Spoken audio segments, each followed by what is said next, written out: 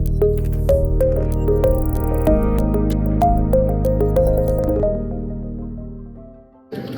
right, so it's good to see everybody, many friends here in the audience, I see, and many of you very passionate about immigration and immigration reform, right? And immigration is, our immigration system is broken, there's no doubt about it. And just to give you a little bit of my own experience, you know, I was growing up in India when I was 24 years old, got admission into a PhD program at University of Akron, Ohio. And I was really excited to receive that admission and the scholarship, because that's going to change my life. All I had to do then was go to the American embassy in Mumbai and get a F1 student visa, right? In back those days when you had to go very early. So I went there 5 a.m., stood in the line, because they only take so many people in a day for the interview.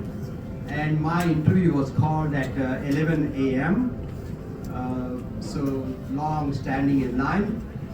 And I approached the window. My counselor, her name was Virginia. She was behind the window asking me questions. Now, I studied in Marathi medium. I didn't speak very good English then, but I answered her questions as best as I could. And after 10 minutes of interview, she said, "Mr. Thanedar, I am not able to give you your F1 visa." And that really broke my heart. And I lost consciousness. I fell down to the ground. And I don't know how long I was on the ground. But when I opened my eyes, I saw Virginia had come out of her window now. And she was standing right next to me with a glass of water, but no visa. And thereafter, I reapplied for my visa with more documents. Second time, and she rejected promptly.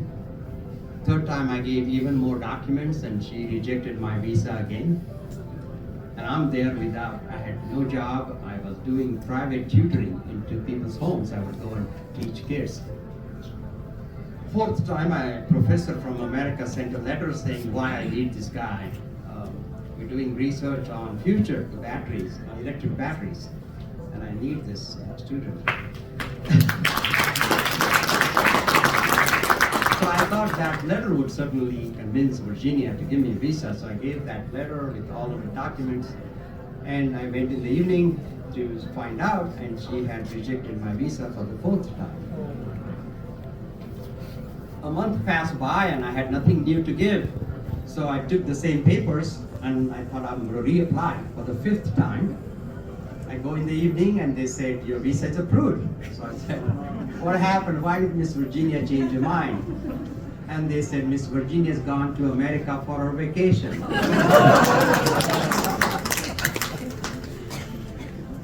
And somebody else looked at your papers and they thought they were perfect. And that's how broken our immigration system is, so subjective, not enough staffing, long delays in processing. Now, as a U.S. congressman, the 5th Indian American congressman, I sit on the Homeland Security Committee, and part of the task of my committee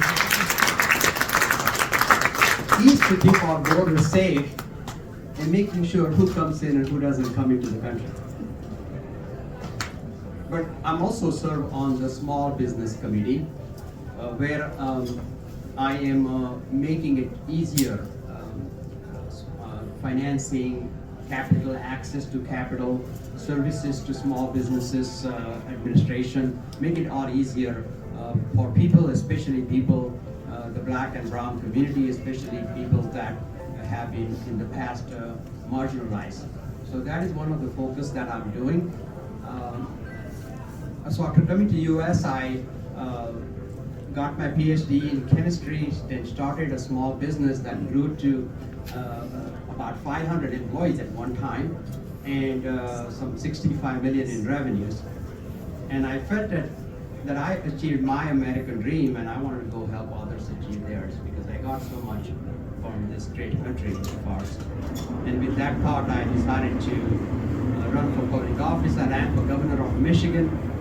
I got 200,000 votes in that election, but I lost that election. And later I became a state representative in the Michigan House. And here I am in the US Congress, focusing again on immigration reform, on entrepreneurship, small businesses, improving mental health services. That's one of my focus here in Congress.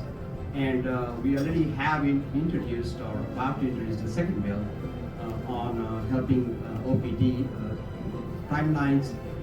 One of our focus is to double the H-1B visas, work on making the green card process more efficient.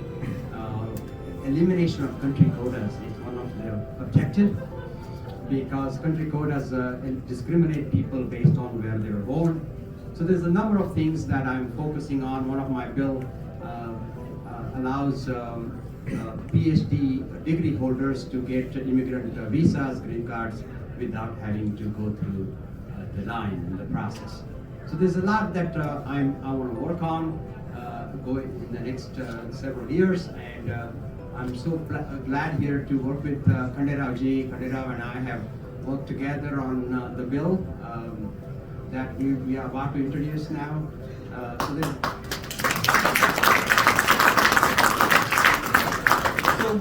So reach out to my office, is thanedar.house.gov, and if you have specific issues, questions, concerns, or ideas that will help and make our system better.